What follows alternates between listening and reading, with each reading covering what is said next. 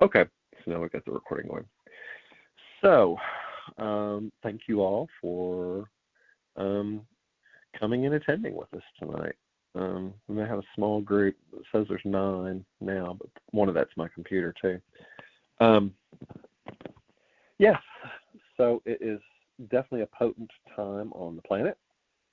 This is, for January the 18th, and it's the first new moon that we've had this year in 2026. And it's a Capricorn new moon. It's 28 degrees and like 44 minutes, which is almost to 29 degrees. So it's almost the anaretic degree, which is, usually so many times you have calamities with 29 degrees. But they're definitely transition points, and they're huge gear shifts of life. And being in Capricorn, that's all structures.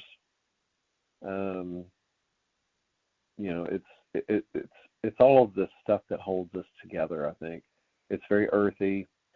So with all of the aspects with Pluto and Capricorn, and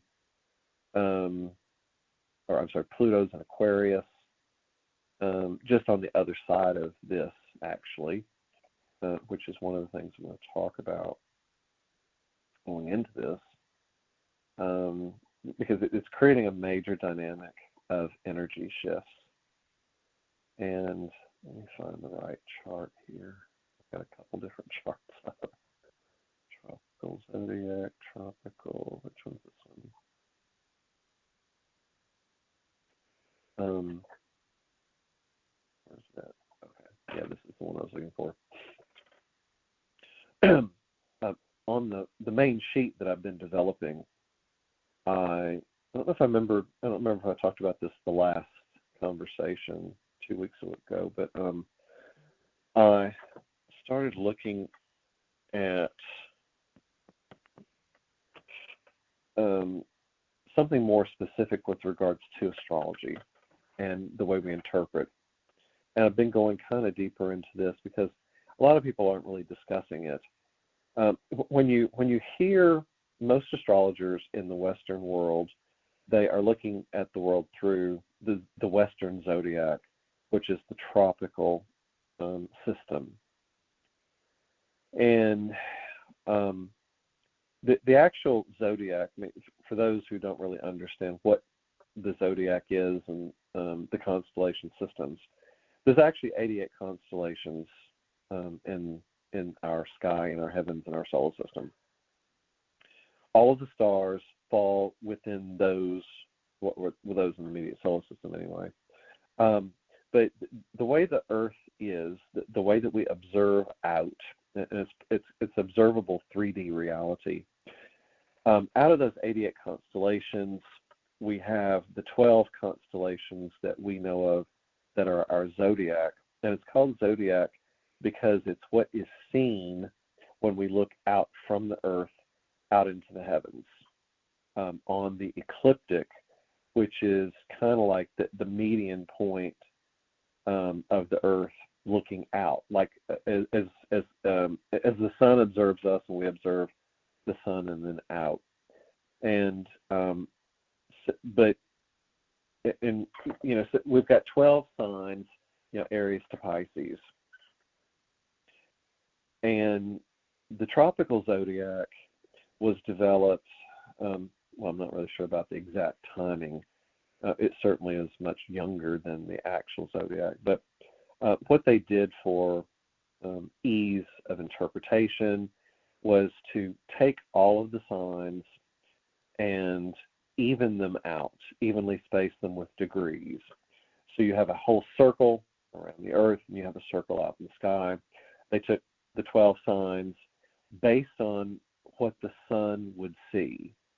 So you've got 88 constellations, but they only use 12 for the zodiac for interpretation of how the planets are working with us, because you also have the ecliptic, and that is where all the planets in our solar system are hovering within that plane. So that's where the aspects come from, when they're crossing each other pathwise and everything else.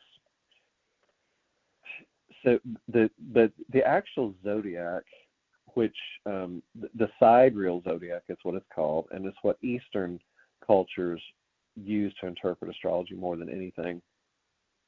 And there's two versions of that. The one is offset by about 27 degrees, which pushes Pisces into 27 degrees into Aries. So it basically takes all the signs, it still keeps them in 30-degree things, so it's still evenly spaced, but it offsets the signs by about 27 degrees, which means the last 27 degrees of any sign is overlaying the next sign. So from like about 4 degrees Pisces to 30, it overlays 0 to 27 of Aries. I mean, estimated. And there's different interpretations of it, and the computer models pull up whichever one wants to do.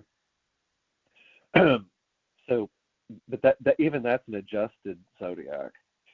The official real sidereal zodiac, as far as real time, where the sun lights up, though, it lights up each of the constellations, those 12 constellations, on a much different, unequal time period, and so they're kind of offset by an average of 30 degrees.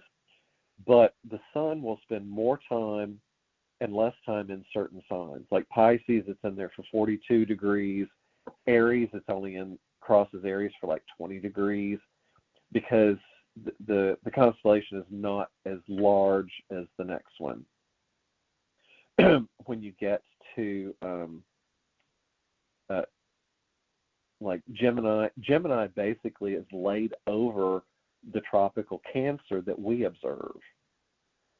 Cancer is over Leo, it's over half of Leo, and then Leo is over the last part of Leo. But the point is, there's an offsetting of all of this, and it also corrects or it's an actual representation of the 13th sign, Ophiuchus, which is rarely discussed, which overlays with Scorpio,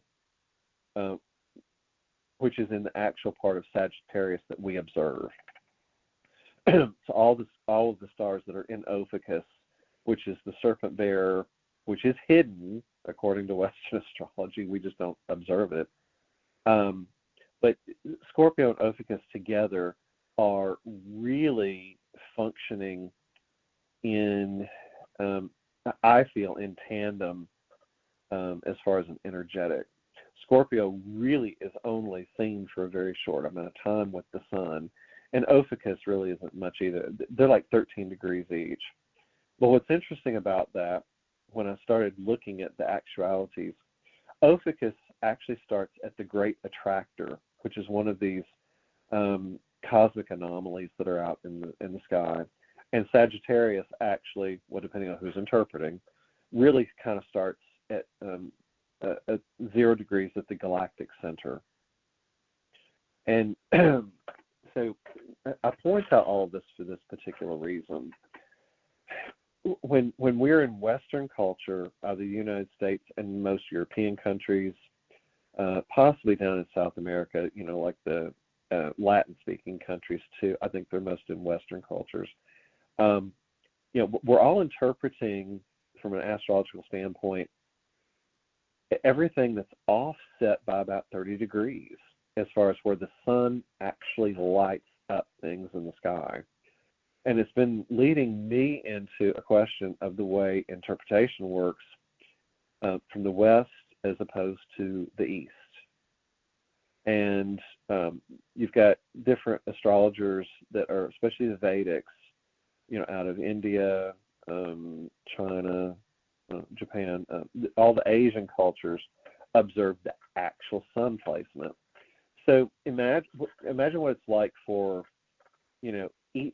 each different group of people in the sky that are articulating what they're articulating, and each feels that they're correct, but they're about 30 degrees off in a whole different sign as far as the placement of the stars in the heavens.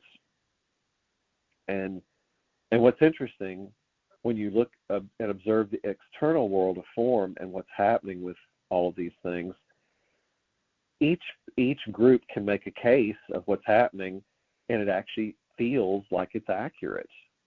Joni Patry is a Vedic astrologer. I mean, she's American, but she follows the Vedics. And there's a lot of volatility of things happening right now that would feel like it's things that's happened like over the last, decade or so.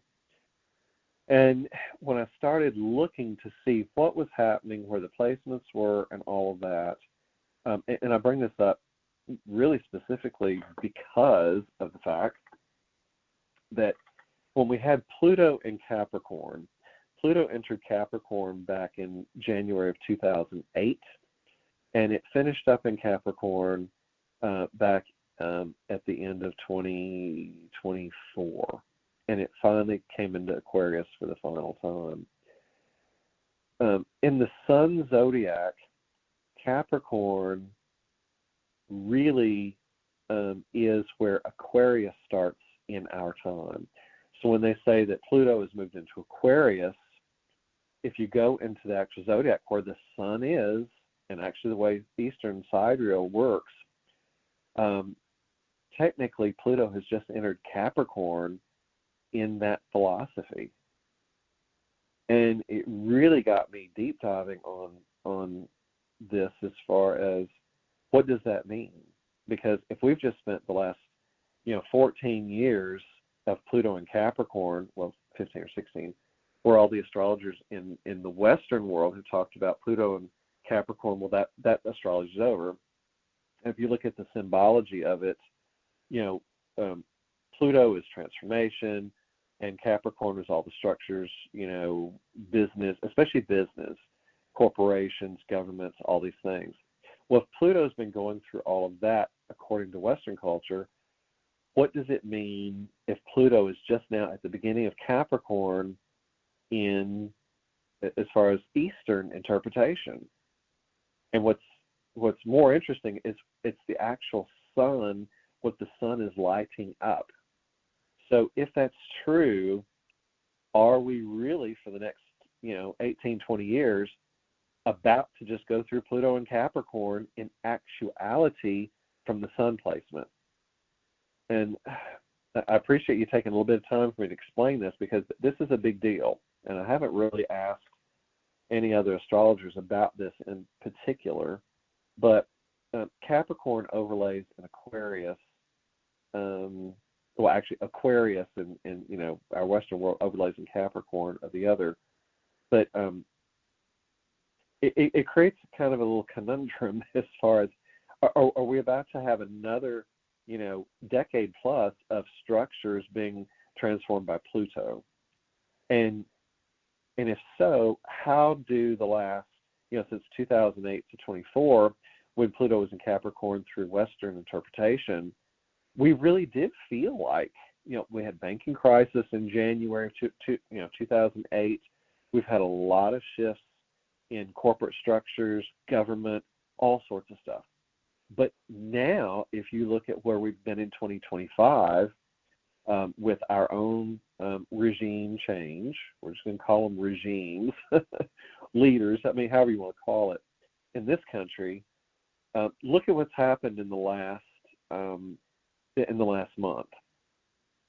You're getting a lot of huge regime changes. You've got Venezuela, you've got Israel doing what it's been doing with Gaza, you've got Iran, you've got this Greenland stuff, Russia and China. Everything is really ramping up as far as volatility in leadership, and that is Capricorn.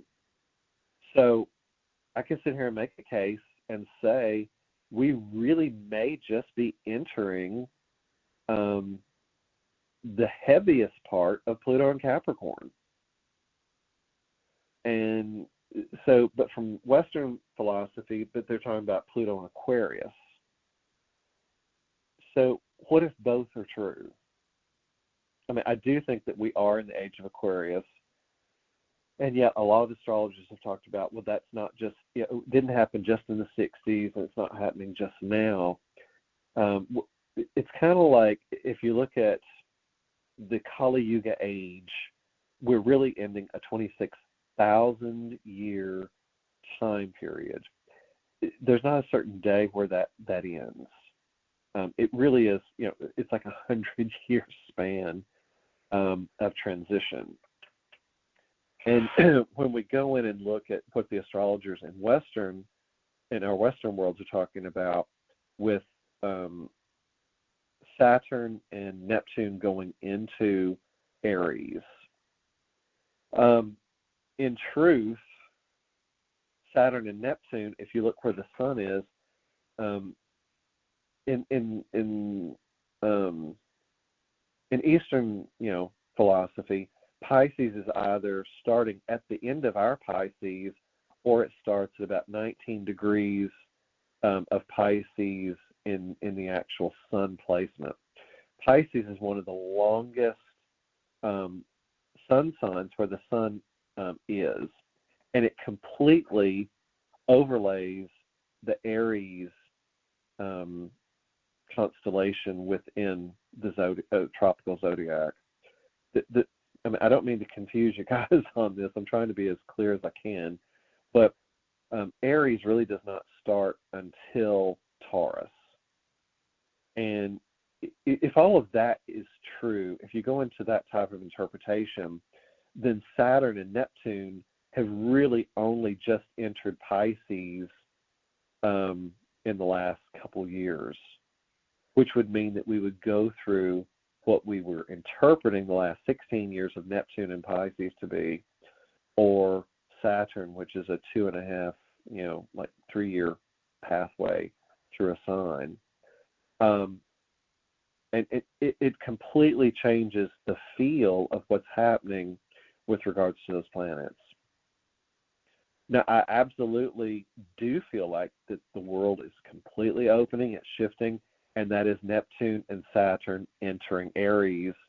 But actually, next week, Neptune enters in on the 26th of 2026, and then Saturn comes in to meet up on the 13th of February, and they come into conjunction on the 20th together at the beginning of 0-degree Aries. It is a lot of new beginnings, but that's new beginnings in Eastern philosophy of astrology. We still have the placements of the eclipses are the same no matter what. The timing is the same anyway. But the way that you interpret those, of course, would be different between the East and West philosophies. And I've been really trying to have conversation with Spirit on this to try to get some guidance and interpretation on what this means on a bigger picture. If you have people in Eastern philosophy, Russia, all the Asian countries, if they're interpreting based on where the sun is actually in placement, and then you have the Western looking at where everything got adjusted, does that mean that one version of astrology is looking at the world through distortion? And it's really a very profound thing to ask, because if we're taking the astrology deeply seriously and being very heart-centered with it, how can one be true if the other is also true? Because the placements are completely different as the way they would be interpreted. And I can't wait to get a real astrologer's view from both camps, from Vedic and the other. And I've questioned a lot of this into AI to try to see what's out there as far as the way it's interpreted. And again, it just depends on how someone chooses to go through interpretation. But in truth, everything we do in life, it's always a choice of interpretation, is it not? We always have free will choice on if we want to take someone else's value of their interpretation of life and it gets projected onto us. We have a choice on whether or not we choose to take that on as a belief system for ourselves. And as we observe the skies, and I've tracked every nanosecond of the skies with all this, and I've mapped out all these stars. I've mapped out the movements. It really is very profound, no matter which system you use. But depending on which sign it's in, changes the narrative completely. Because in Western philosophy, we're entering Aries. It's the beginning of a whole new dawn, new world. But if we're looking through the Eastern philosophy, it's just entering Pisces. Pisces is more of, that whole. It's the magical world. It's water. Pisces is very water. Pisces represents all of the deep spirituality, not necessarily organized religion. Religion is definitely a structure. It's a value system that was a box, many boxes. Every religious belief system is a box created around religion to control different groups of people on the planet, and take their spirituality and hijack it, and say, if you don't believe this, then you're wrong, or you're this, or whatever else. It places all these values. It hijacks our one-on-one relationship to the creation energy, the all that is, the I am presence. Once you leave all those boxes, which everyone on this call has certainly done, then it's just you and spirit. So it doesn't really matter what anyone else is interpreting. But if we're placing a lot of value on this being the time of new beginnings, which I still feel it is, no matter how you want to interpret it. Let's say that everyone's following astrology, and everybody in the West says this is a new beginning in Aries, but everybody in the East says, oh, we're just now entering Pisces. You have two different belief systems in how we are interpreting what's happening in the sky. And I've never really sat with that on a deep, deep, deep core level before, and really taken in, what that really means. And I've talked about this with regards to collective consciousness and the collective soul, for humanity. So let's say you've got 8 billion people on the planet. You have 4 billion people believing one way and 4 billion another, which actually would be skewed, because actually if you look at Eastern philosophy, the Eastern countries have a larger population than the Western. And so let's say it's like 6 billion to 2 billion in the West, or 5 billion to 3 billion. The point with this is this particularly. If you use the ideology that the heart math center, heart coherence centers, quantum theorists talk about, the quantum mind, collective quantum mind, if you have one group of people putting a belief system, really putting their whole heart in, that we're in a new space, we're in new creation energy, we're in all this, but then you take the other group of people and they have a different shift on the way they perceive reality. Stick with this for a bit, because if you go in a deep, heartfelt knowing of a whole group taking on a belief system, it's basically a hive mind. We'd end up having two different hive minds on the planet with regards to astrology.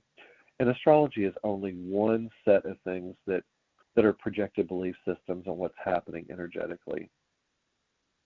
If each sides of humanity of the planet are in a different interpretation of the energy happening in the sky, is it not going to create a division and separation of the mental body, the mental kind of like group oversoul of humanity? Because it's going to put us in two different core beliefs as far as what's happening.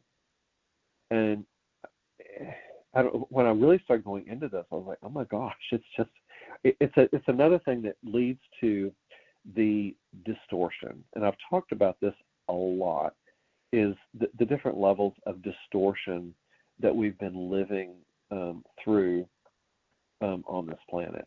And it really is deep distortion. I mean, there's so many different kinds of distortion that really play out. But the main thing I guess I really wanted to point out with this is just how massive the value is of how we're perceiving reality. At the same time, I've talked about, and Judith always talked about, how much can you release belief systems? How much can you release the need to know something or believe something is true? Really just staying in 100% I am presence, the zero, the nothing. It's like when you go read an Adyashanti book, it's total isness. It's like there's nothing else here, and you're just in that space, and it's just nothing. So in truth, that would take everything that's projected through astrology really and kind of put it out the window, because you wouldn't allow someone else's value system to be projected onto you. I had no idea I was going to go into all this today, so as y'all know, I sit and go wherever Spirit takes me. And part of me was sitting with this, and I was wondering, well, am I just blowing apart astrology? As far as what's happening in our world, what it's interpreting. It's both. At the same time, we're also still being, I think, guided to go more deeply into our heart rather than trust something in the external world as far as interpreting of reality. We can certainly use it for making sense of things that are blowing apart in the world. And yet we're also attempting to fall deeper into our heart to know what's happening at any given moment of time without using anything as a crutch to project value, and that would be astrology. That's not to take away from anyone that is interpreting the world through astrology that's very heart-based, centered. Pam Gregory, any of the astrologers, anyone that I'm sending you in the reading list on the email, I do feel like that they are heart-centered, and their soul progression is in a place where they really are at a place of best interest for humanity, for shifting consciousness. The only thing is, I really think that we're at a choice point where we're trying to make quantum jumps in the field. And I've talked about the morphogenetic field before. Judith first mentioned it. Oh God, this has been years ago too. But when I started going in with Rupert Sheldrake and reading some of that, he's the one that coined the term morphogenetic field in England. God, years ago, I don't remember when. Decades. The premise of that, though, is that the field is constantly shifting to meet us, and it's exponentially shifting and expanding. It's contracting and expanding to take on who we're becoming. And when you're sitting in that, it really kind of dissolves any projection that someone else is trying to kind of put onto our world. It's like as we continually try to, I guess, get a handle on who we are, how we fit into the world, how we engage the world. People that are just waking up are still trying to figure out who they are, why they're making decisions the way that they make.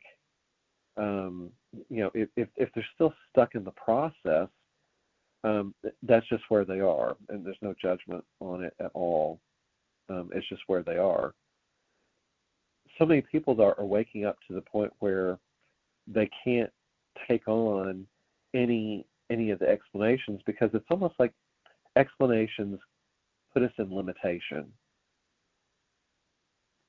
And where I guess Spirit's taking me with this is we are attempting to really make a jump where we can observe, no matter what it is out there, how everyone is interpreting the astrology, whatever else. I mean, there's little things that's micronically waking us up on a genetic and inheritance level. But every time we wake up to something else, we release the need to know beyond that. And at some point, the mind will be so settled and so calmed that we just won't have to take on anything else. This is really important as we go through, I feel like it's going to be the next 2 to 3 years. This whole Saturn and Neptune in Aries, especially Saturn, because Saturn is, ruling structure, Saturn rules time, Saturn rules all these things. Aries is fire, Aries is beginnings with Neptune there. It really is beginnings. And if you go back in time and you look at the interpretations through, Western tropical zodiac, 165 years ago is 1865. You've got the Civil War in the United States. Is that the same kind of energy happening now? Yep, it really is. But that would also mean in the sidereal zodiac, we would be in Pisces. And if you look at, Neptune and Saturn in Pisces, it's going to be a completely different meaning, because it's going to take our spiritual understanding of who we are, and it's going to blow it apart.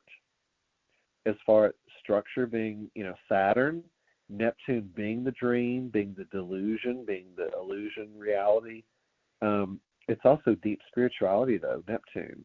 If it has just entered Pisces in the sidereal zodiac where the sun is, that tells me we're going through huge spiritual revolution in this reality, in this third dimensional reality, according to sun placement. So I think both things are happening. Pisces comes from more of the spiritual connection to God, the all that is, whatever we perceive that to be. Aries is the I am presence. So if the Western world is looking at Saturn, Neptune through I am presence for the next 3 years with Saturn and 16 years with Neptune, but the Eastern world is looking at Saturn, Uranus coming into Pisces, it's almost like there's going to be, we're in a place of I am presence in the West, interpretation of astrology. The other side of the planet with Asian cultures and things like that, Vedics, are going to be looking at it as we're totally immersing ourselves into God. Pisces is the end of zodiac, and that's where the sun is.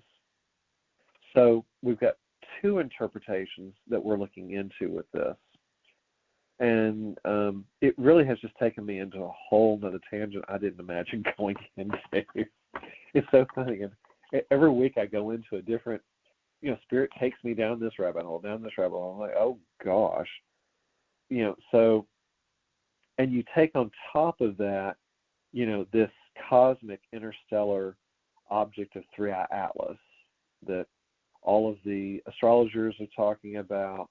You've got the astronomers, people looking at the sky are observing it, and they're calling it interstellar. They start it as a comet, and then it's this, it's that. And it started where the galactic center basically emanates in the sky, in our solar system. And it really is leaving around the Sirius star system. But this we've never had a comet or anything else that didn't just permeate and go through, the plane of our existence with regards to stars.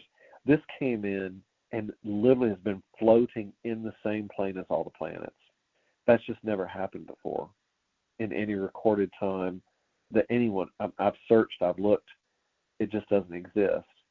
And it's one of the big reasons people are talking about it with such, they're projecting a huge value. Let me just say that. We have to observe when we're humans we're projecting a value based on our belief systems and what we know. No one really knows three-eye atlas. They don't know what it is. They know it is acting very different from a comet. Some people say it's a spaceship. If it is a cosmic visitor that's come in just to try to take the temperature of what's here, I mean, who knows how it's acting? But because it's in the ecliptic plane, which is that's the plane that all of the planets are. I mean, even way out, they're all within that zodiac function,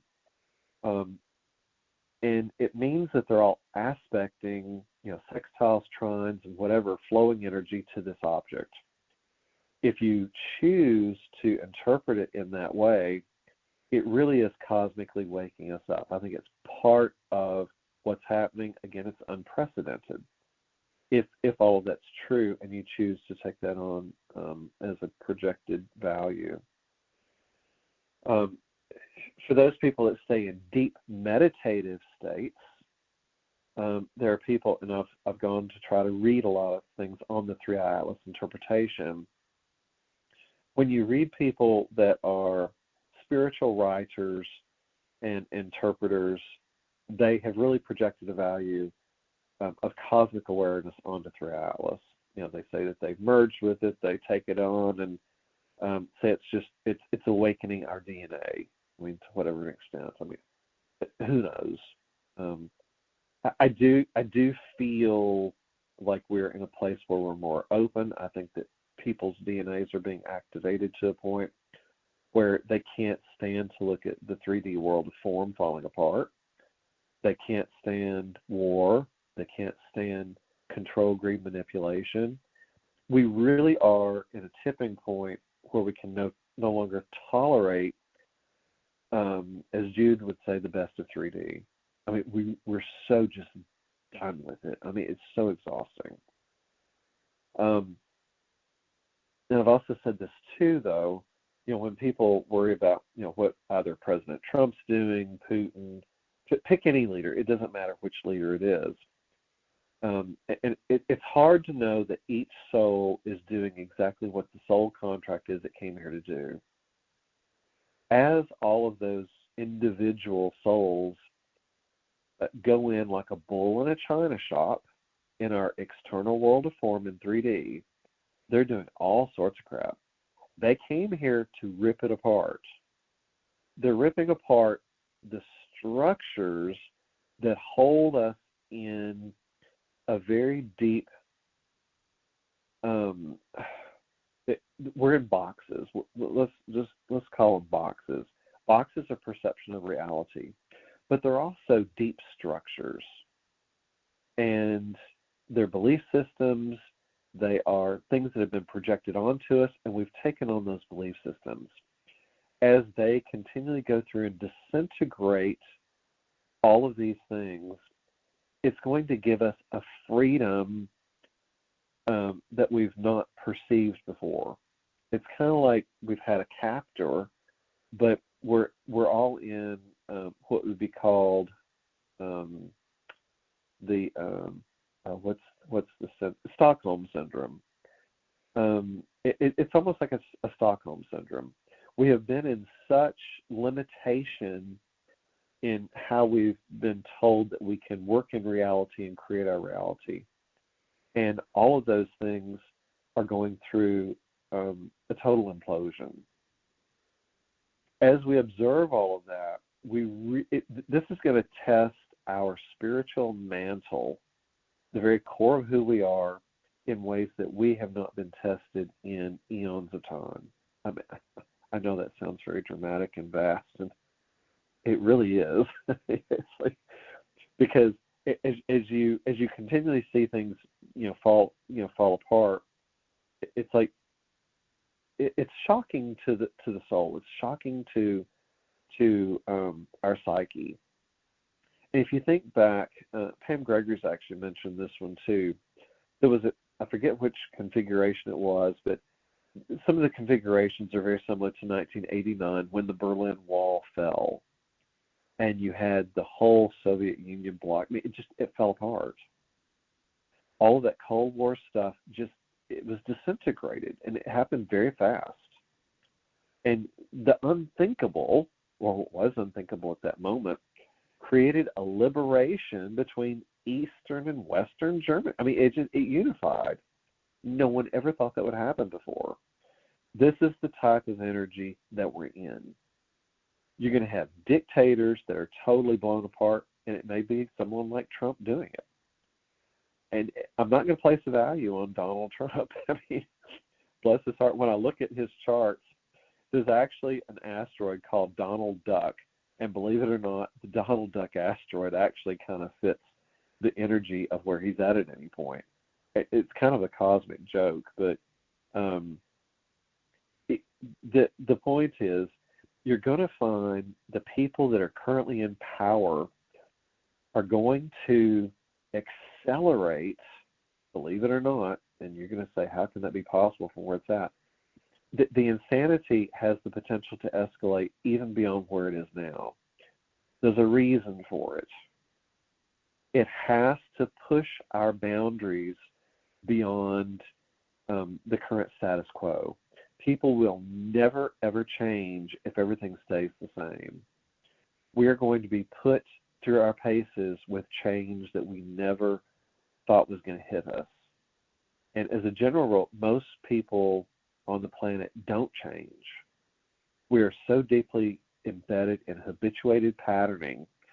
And if you had any, really long sessions with Judith, or gone to, enough workshops and retreats, patterning, clearing patterning, habituated patterns, the habituations, the stuff that keeps us stuck, that has really been one of the cornerstones of the work that she has done on a core quantum level of healing work with people on individual and collective bases.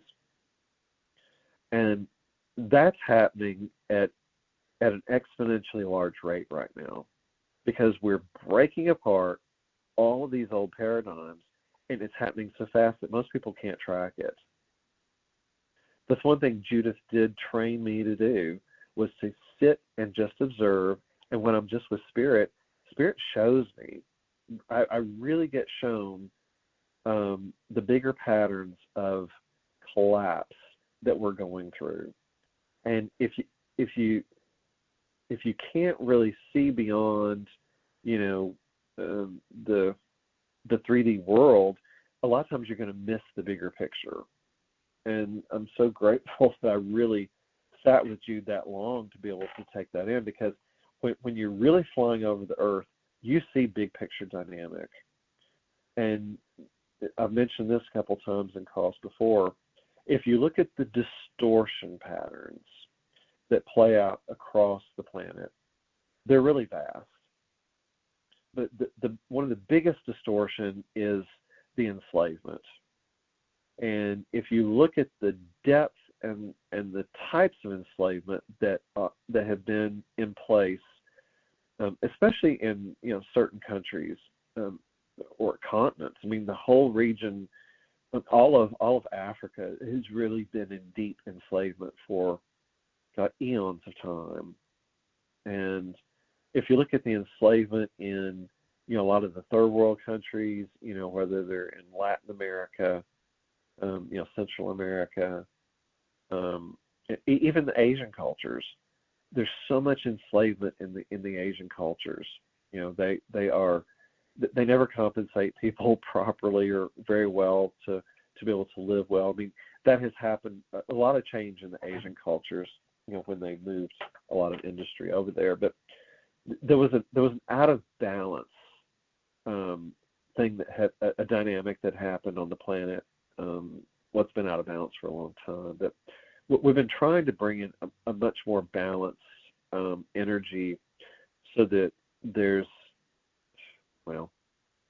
we've tried to bring in equality. Let's say it like that, where you had just a few people that were really rich in the United States that gained from everything, and there was more equality at one point, but you've always had a class system, and so you always have the haves and the have-nots. But when you go to other countries, almost everyone has nothing, and they're trying to at least give them some sense of capacity to live a little bit better life rather than being in survival mode. And so many people, especially Asian cultures, were in complete core survival mode. That's still happening in Africa. It's happening in other countries, but there's 160, 180 countries around the world. And if you look at all those countries in comparison to where we are in the United States, it's mind-boggling. And most people have no awareness of what's going on the rest of the planet. And when you go into the 0 point energy, when you go into the totality of there's no separation, you're just sitting in, you're one with spirit, you're also one with all 8 billion people on the planet. And if you're attempting to feel into what it would be like for everyone to be in, I mean, literally equal energetics as far as their right to exist, their right to live, their right to have, medical services, clean water, good food, basic housing, which some of you don't have. I think Gaza is one of the most awful. I think Gaza really represents one of the most distorted places on the planet right now, and it's so just insidious. And you wonder how those souls are there, and what did they do to have to really live through what they're living through right now. And at the same time, it's so difficult to know that soul is exactly where it's supposed to be, because of all of these years, lifetimes of soul progression where they made poor decisions, where they really were coming from a very lost place. It's really hard to know that everyone is where they're supposed to be at any given point based on soul progression work. It doesn't mean that you have to like it. It doesn't mean that we certainly don't understand it, but what it represents is the distortion. It really just speaks to the level of distortion pattern that's playing out. And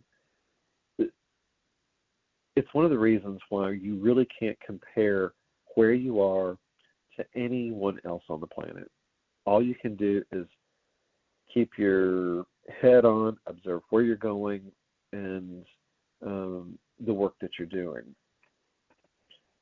Every time I go into these deep things, I'm like, why am I going into this? And Spirit's like, because you're taking in the totality of your brotherhood. You're taking in the totality of humanity. If someone is here and they're alive in human form, there's no separation. That's really, I think, Pluto and Aquarius, if you look at it through tropical zodiac, through the Western culture, interpretation of astrology. I think that in Western cultures, we're really learning that on a core level, that there's no separation. And because of our conditioning, especially in the United States, we're not conditioned to think of anything outside of what's in our immediate sphere. We don't think about, people that are being bombed in other countries. We don't think about the starvation in Gaza. We don't think about, all these medical, just total inadequacies. We don't think about the rapes and murders and pillages of any of the African countries. We just don't. We're conditioned away from it. And so there's this whole vast cornucopia of existence on the planet based on where we're at. And that's not to say that we should feel guilty because of where we are. If we're where we are in a good place, then we've obviously gone through a lot of deep soul progression work to not be in a place of deep distortion. And yet deep distortion still exists very, prominently in the United States. We're working out of those distortion patterns. I do think that this year is going to be a huge shift in these things. The other reason from an astrological standpoint I say that we're going to go through a shift of that is because Uranus The astrologers talked about this a good bit. Uranus is basically sitting on the star Algol, which they talk about beheadings. I mean, this goes back for, this mythology is eons of time. Anytime you have planets that are on Algol, it's usually beheading of leaders. It's beheading of world, state leaders. It can be governments. It's a lot of destruction. It doesn't have to play out that way, but if other things are aspecting it, it usually ends up like that.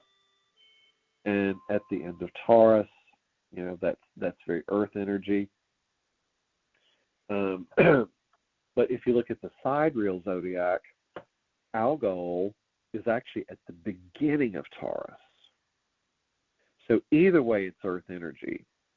If you go to the sidereal zodiac of Eastern philosophy, Algol is at 29:18 degrees at the end of Aries. It's not Aries in our zodiac, but their interpretation would be at the end of Aries before even going into Taurus. So that would be an anaretic degree in sidereal astrology. And I don't know what that would look like. The point is, Uranus is shocking. It's lightning bolts. It's a lot of awakening. I do think we're going to have a lot of shifts in leadership around the whole world at this point. I don't know what it's going to look like. I think you're going to see leaders taken out for a lot of reasons. They could be at the hands of Donald Trump. It could be Putin. It could be all sorts of stuff. I think it's going to be very volatile. It doesn't mean that good change won't come from things, but Uranus is retrograding back. Uranus will go direct on February the 10th. Now, that's only like 3 weeks away, and it's right up against Algol. So I think we're, as Uranus is going backwards toward it, I think it's just going to be, it's a lot of shift. And the fact that it's doing it going right before the eclipses start on February 17th till March the 3rd, the eclipses are huge shifts. That first eclipse, Uranus is exactly on the square to the new moon solar eclipse in Aquarius, right on Algol. I think that first eclipse on February 17th, squares are very challenging energies. I think a lot's going to happen at that point. We'll see what happens with it, but I do think it's going to be very challenging. The second eclipse, Uranus, is still at that degree, but there's not really any other big aspects except for, well, actually there's one. Priapus, which is the opposite of Black Moon Lilith. And I've told y'all that I see the Lilith energy as in its highest expression, the divine feminine. Priapus is the opposition point. Priapus is the moon's perigee on its path around the earth. Lilith is the apogee, which is the farthest point from the earth. But Priapus in its highest function would be divine masculine. Priapus is going across Uranus just 2 days after that second eclipse, and it's going retrograde. So you can have this divine masculine energy retrograding over Uranus at Algol. I think that is also going to be a complete shift in male energy, kind of like a going over backwards, possibly removing from power, thing. So I really think these eclipses are going to be huge, and they're unprecedented, but what we're going through is unprecedented. So that's the Uranian energy. Let's see, what else was there that I wanted to hit on?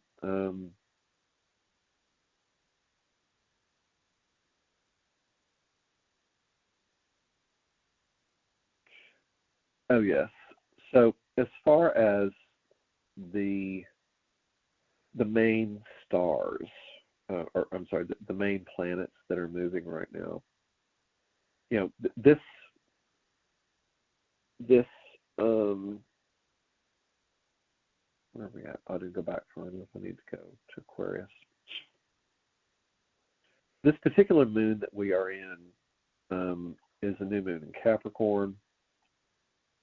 And I talked about this in the last call, but for the last week, we've had the sun, moon, well, the moon's been part of it at different points, but the sun, Venus, and Mars have all been conjuncted together. Those are the first main planets of identity, of how we deal with what we love, how we value.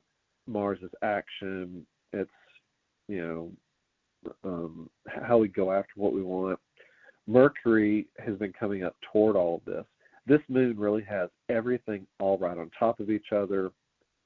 The Astraea asteroid is also there.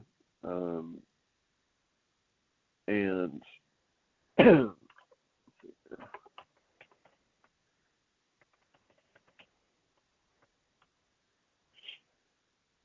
the thing with Astraea is that it is a Greek goddess of justice and innocence. So anything that's happening in our world right now, justice and innocence is like a lot of things happening. It's attempting to bring harmony, balance, moral principles through lives, relationships. The actual name Astraea actually means the star maiden. It's named after the Greek goddess of justice and harmony. But the fact that that's happening, that's an interesting energy to have on top of all this, the sun and Venus and everything else. It's trying to bring justice and balance and harmony with everything going into the new beginnings. And I don't think that's a mistake, that it's there. All of these planets are moving into Aquarius at the same time. They all aspect right on Pluto within the next week. I mean, that's just, it is so rare to have all that type of energy. Vesta actually is aspecting Pluto right now on the 18th today. It's right on top of it. Black Moon Lilith,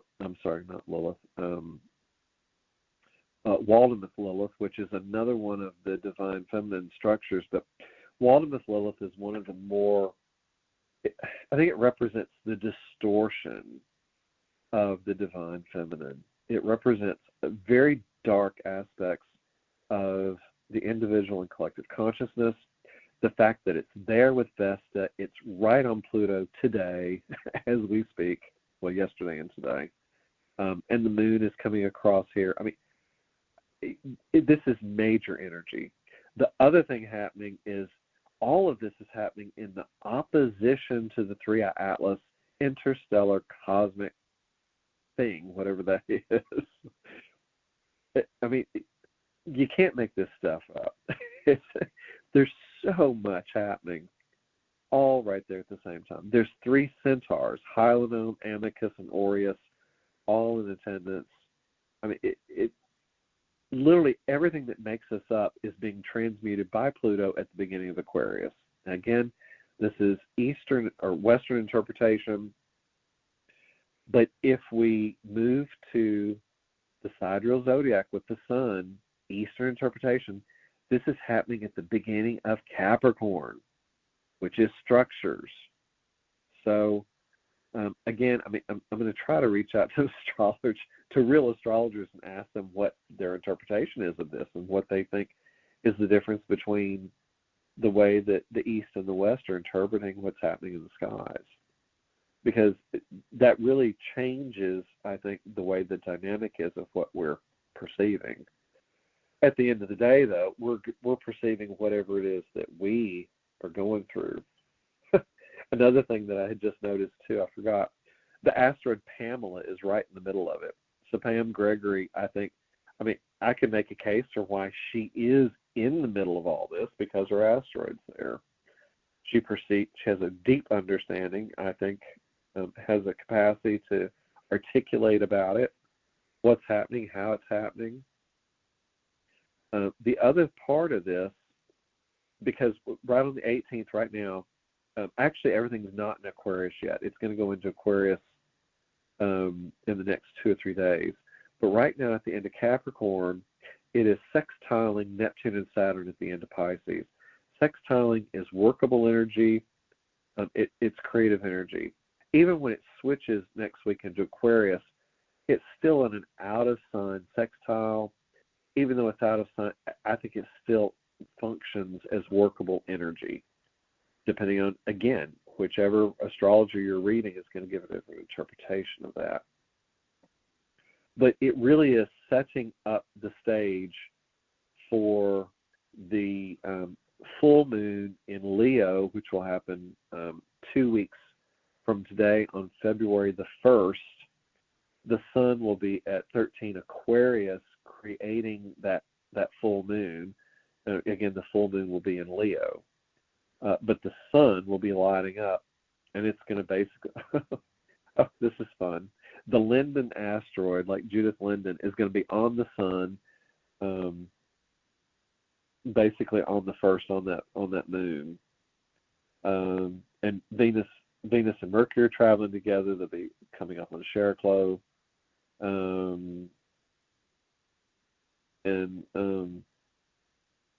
But the point is, all of them will have moved away from Pluto, so they will have already been transformed, and we're going to be feeling that transformative energy as we move forward into that next full moon.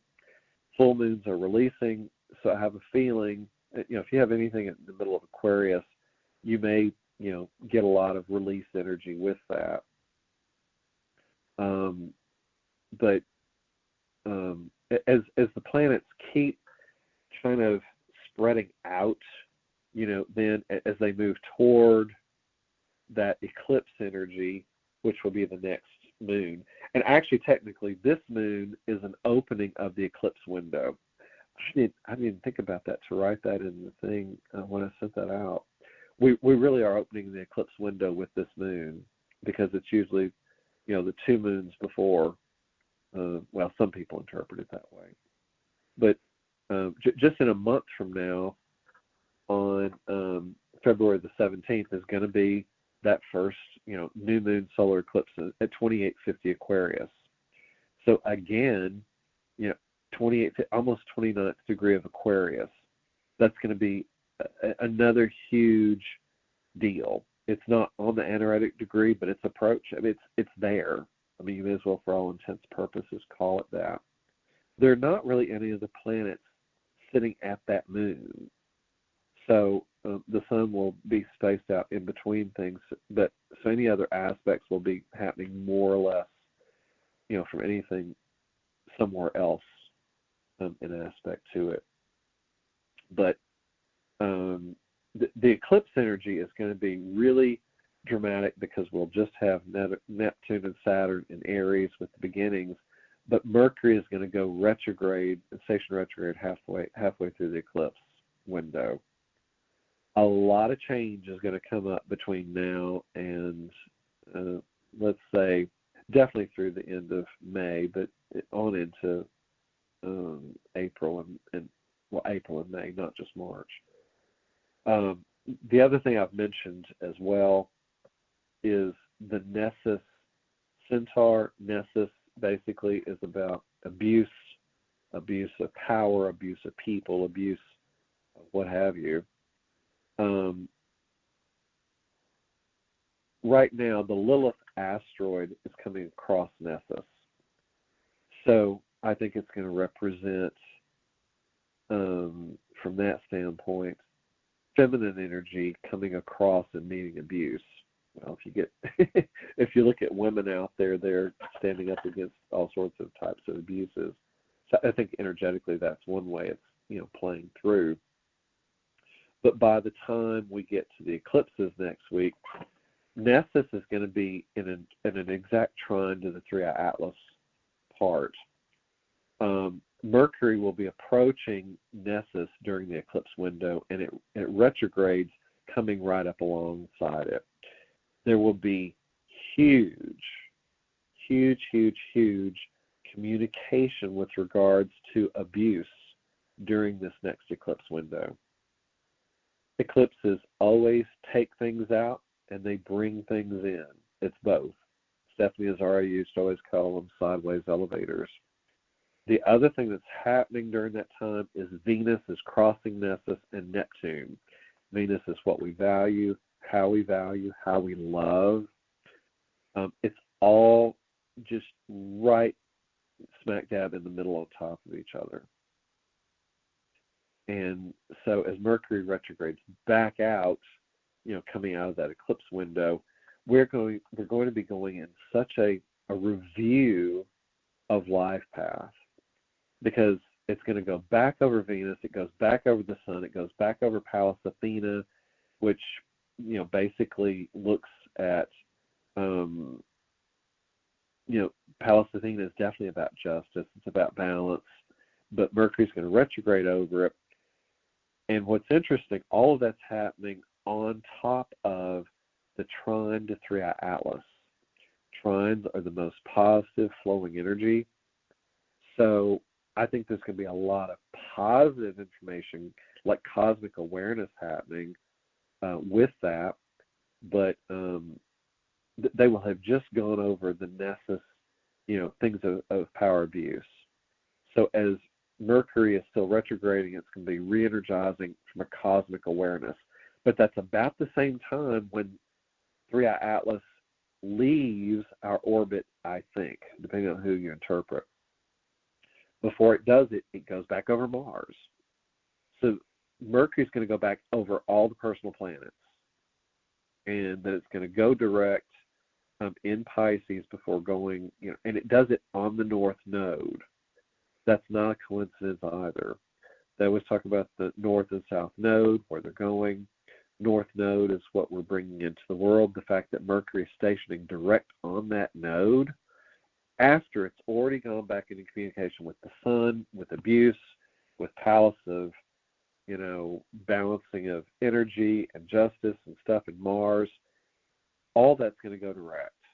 And it's going to come back over Nessus yet again. And at some point, Mercury will catch back up with all those and cross back over them over the next several months through the summer. It actually catches up to Mars like in the third week of April. But when it does it, it's going to cross Neptune, it's going to cross Saturn, it's going to cross all that in Aries.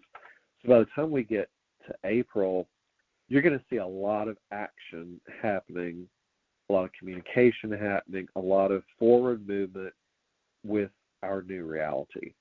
If you're looking at things through Western astrology, through interpretation of that way.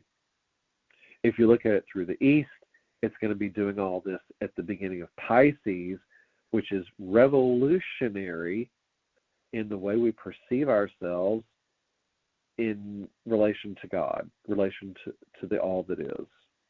I mean, it's amazing. It's a lot of energy. It's a lot of shift. So that's why I said that this is such a huge moon, because it's opening up. I mean, it's a new moon. It's opening up and seeding all of this forward movement. And because it's all happening right now before coming into contact with Pluto in the next over a week to 2 weeks before the next moon cycle. And again, I've never seen this many signs, especially every personal planet in attendance, on Pluto. I mean, the chances of that are just, I don't remember the last time that's happened. I haven't gone to go look that one up, but I mean, it's a very long time. So this is why the astrologers are so excited. Now, the question is what does that look like for us in our own individual lives? Wow, that was a long, I didn't mean to be going into I never know where I'm going to go when I start talking about these things. Oh, wow, we're up to 14 people. I went away. We had other people come in. I mean, I hope that you could all follow this. But again, it takes us into where does this help us individually? My answers to that would be What it always is, first and foremost, do not take on everything else out there in the world of form. Do not allow yourself to be stressed out. Don't allow yourself to be, worried about, you can't control what you can't control. You can't, take on something that's beyond where you are. It's just that's not what we came here to do. It's really not. I still think that we have the capacity to be powerful creators. I think if we continually go in on core levels of our own DNA, and I think we do this in every time we do these calls, I really take y'all to 0 point. Well, I'm not doing anything. All I'm doing is facilitating, the energy. Each one of you are doing it in your own way, but the fact that we're doing it together amplifies the frequency, and we shift any additional things that can be shifted at, this point of time. We will remove anything else that may be keeping us stuck. There's always levels and layers of stuff that's out there to transmute and move through. I do think the more we do these things, the more we're healing ourselves, the more we can, make more decisions to remove ourselves from the things that create the limitation, the things that are creating the density, the densification that keeps us, deeply entrenched into the habitual patterns, the things that keep us stuck, either in belief systems that no longer fit for us. There's all sorts of things. Again, everything is just energy. The main thing is to transmute that, because when we heal it for ourselves, we heal it for everybody else. And so I never know where I'm going to go with this stuff. Gosh, I feel like it's like Spirit just takes over. I mean, I don't even remember what I've told you. It's when I pull out of this trance, like once I finally feel like I've taken a break, it's like, oh my gosh, where did I just go? I know what I said, but I don't. It's like I don't even remember half of it. It's so funny. When Jude used to tell me she would do these things with us, I was like, what are you talking about? And now I'm there. It's so funny. Talking about Jude, her daughter Karen called me the other night on Friday. We haven't caught up in a while, and so she called, and we were just sharing and chatting about Judith, and just going through different things. And she's catching me up on all Jude's family, the other, her other kids and grandkids and everything. And it's like you just go back and you look through the whole life path, that was Judith, and it's like it's been 2 years now since Jude's been gone. And so there's a time frame, there's a time lapse between her living here and talking to us and doing calls with us and workshops and things, and then between where we are now. And yet there's still no separation, I don't think, from her soul. I mean, she certainly is left here in physicality, and yet the soul is eternal. And I know that she's still guiding us with energy with all of these calls. There's too much that comes through me that got activated with her when I was going into satsang with her, on a lot of different evenings. And yet there's the part where I know that I've gone in and owned with Spirit, where I turn over to Spirit, and Spirit just moves through me. The timing was perfect because she knew invariably that she was going to transition beyond. It would no longer be doing that type of thing, and yet here I am, and I'm doing it. I didn't even think about it. I didn't plan on it. It just seamlessly worked through. And that's one of the things I think that when you come to that realization is, you're exactly where you're supposed to be. You get out of the way, and you let Spirit just move through you, and then whatever gets created is what's created. And I do think that we're coming into this place where we're going to embody these frequencies more constantly. In other words, we're not going to feel like we're out of these spaces where we're at, like in this call, we'll just be in this frequency more and more all the time. I think as we're in that space as well, I think that Spirit will continue to guide us into energies that are more cohesive to, I think, our deepest essence. I think that we've done so much work, especially on this call. I mean, the fact that we continually do this, I think it's really moving us into more heart coherence with the soul contracts of what we came here to do. And of course, I mean, we're each embodying whatever it is in our own unique ways. Wherever we're at on the planet at the moment, and most of you are in New Orleans, of course, and we've got other people in different places, as well. I mean, my friend Gail's, I think she's on, she's up in Wisconsin. Judy's in San Diego, depending on where she's at. Andrea, I think, is in Texas, I think. I don't remember. We've got people on the call in different places around, the country too. I'm in the middle of Kentucky, so Western Kentucky. But so I'm really kind of in the middle of the heart center, the heart chakra, I guess, of the United States. Well, actually more like the Dantian, I guess. St. Louis is more like probably the heart center as far as being in the middle. But, the point is we're all anchoring somewhere. And, people that do like the, meditations with Pam Gregory or Sandra Walter, Patricia Cotarolos, I mean, everyone's always, and that's just three, There's all sorts of people doing meditations all over. Pam Gregory's got her group. I mean, but everyone's shifting the grid. They're shifting the morphogenetic field. That is happening enough where it doesn't matter what a Donald Trump is doing. You can't change what other people are doing. All you can do is change your response. And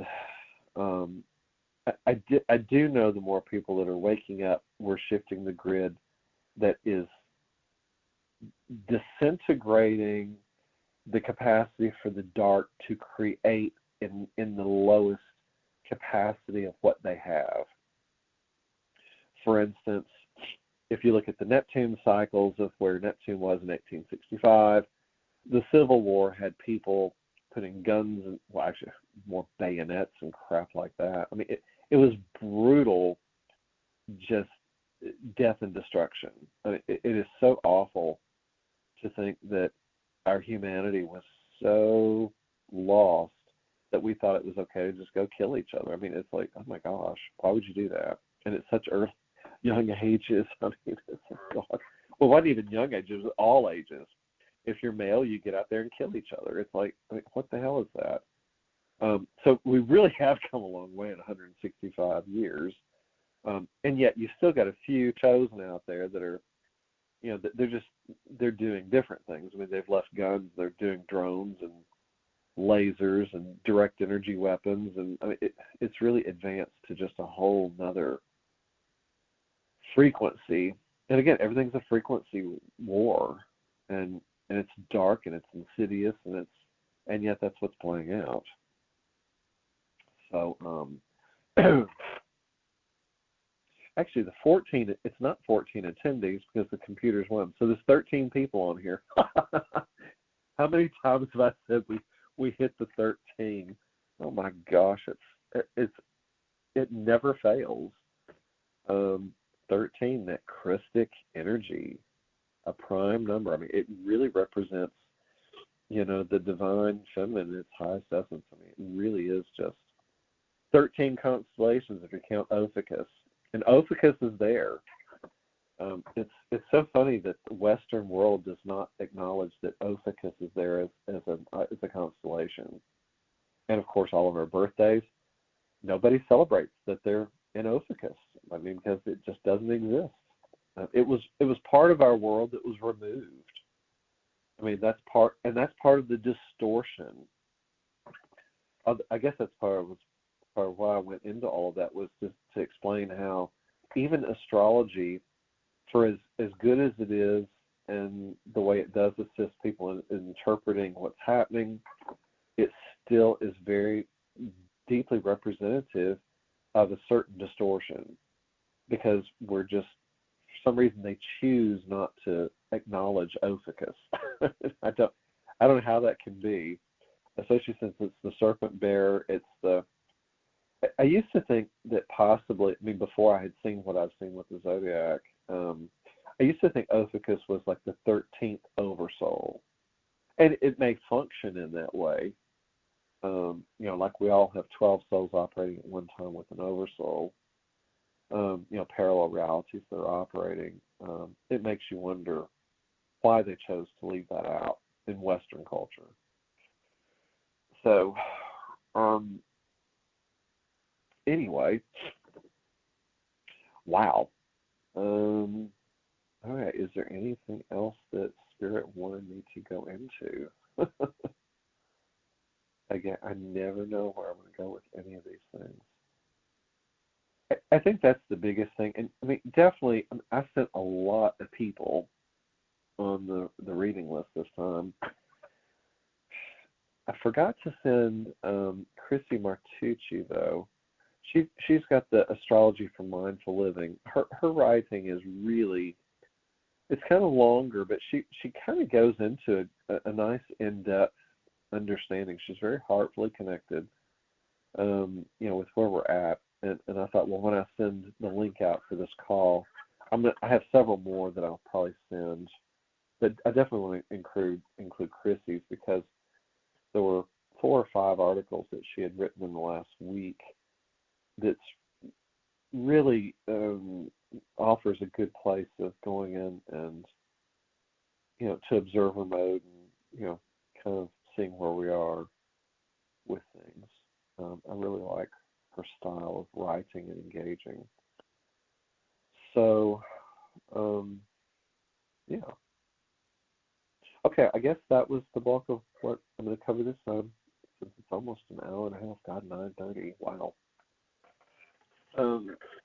Yeah, so let's go into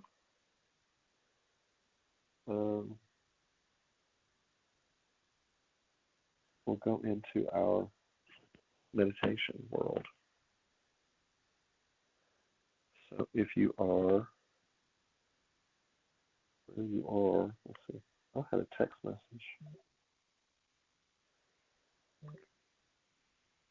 Okay. It was just text. I think she's coming on the call. So I don't know how many of you are feeling different phenomena with relation to, like, maybe if any of you sit around and do deep meditation work. I don't know how many of you do that on a regular basis, or if you just do it when we go into the calls, which is absolutely fine, because I mean, we really transmute a lot of energy in these when we do them.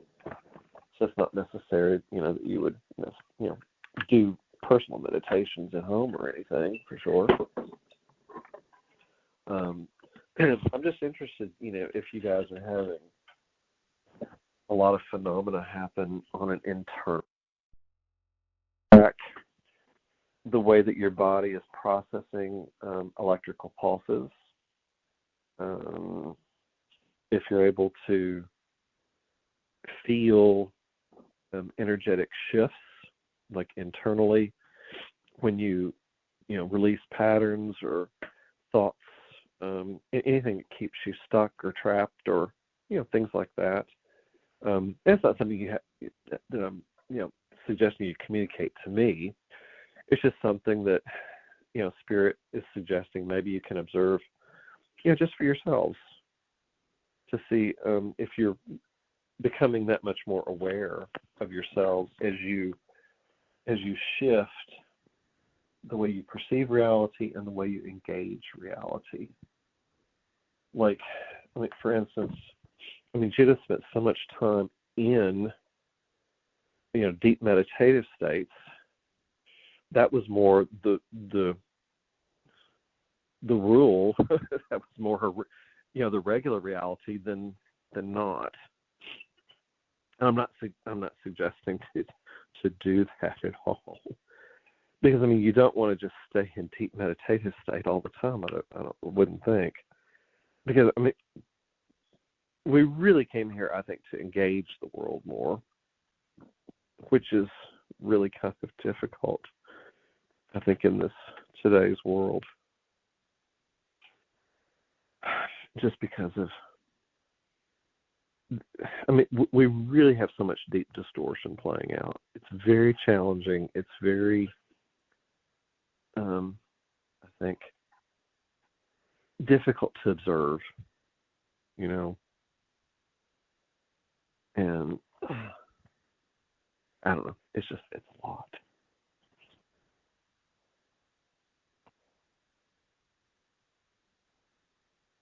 So if you are already on your couch, you're in your good space of quiet time, then definitely go ahead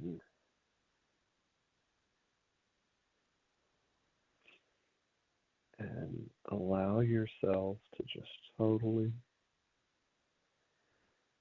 go deep mode. Again, I think we've done this so often. Each one of you can just go in without any effort anymore. I remember, and most of you, that did the stuff with Judith, when we go and do, especially like the retreats, we go lay on those floors, either at the Solomon Center, that Episcopal church place we went, and we'd be all laid out in there and have fall asleep. But sometimes it would take so long to kind of calm down and get quiet and still, and or kind of like the meditations, or like at her house, that house she had at her brother's at one time, like in those are like 2008 and 2009. It's a long time ago. But we've shifted so much. We've moved so much of the baggage, the frequency, that we were at that particular point, and the karmic baggage. We have transmuted so much of that, and we really are more in tune, and we embody more immediacy. And I think each of you are perceiving that in your own ways. The fact that we have so much repetition coming back on the call with regular people, I think speaks to it. Obviously, we're all getting something from it, because we wouldn't continually, have the supportive group, in which I'm deeply grateful to every one of you, because I think it's really helped all of us. So, okay. Again, I think last time I did not guide into, all the systems. I didn't go into the blood. I didn't go to the skeletal, and I don't think I guided into that. I think I really just went into stillness. It's almost like it's not necessary for most of you anymore to guide into it. We really just allow Spirit to move in and move through where we need to. Again, everything is frequency, So, yeah. So on that note, we will just go in. I'll probably run it until about 10 or so. Sometimes I never put a timetable on it. But we'll just see how it goes through the energy. But anyway, so deep dive, and if Spirit guides me, I'll pop back in with something. But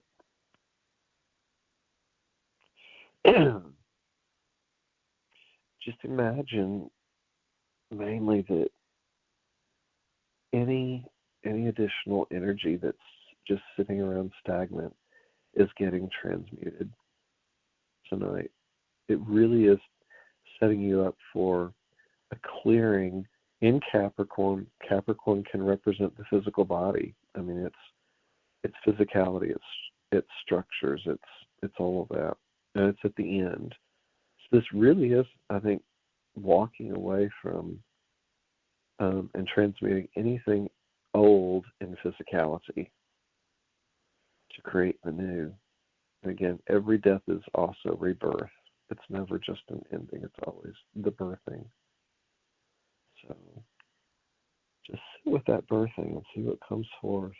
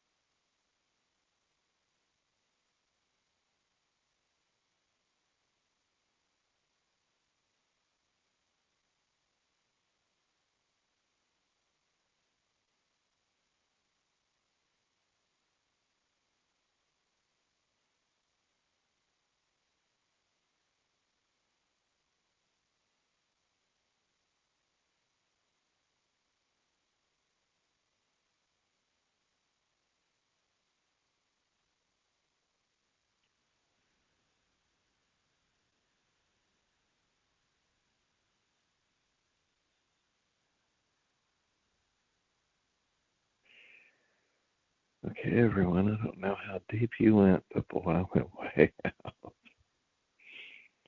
I think we're going into some really amazing places.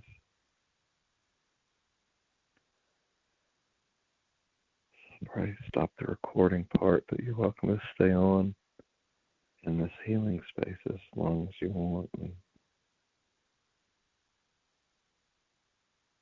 just know that we're resetting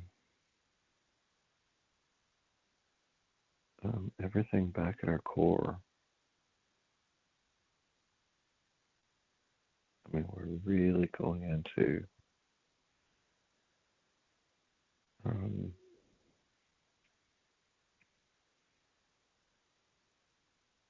we're really going into just very deep resets, starting the new.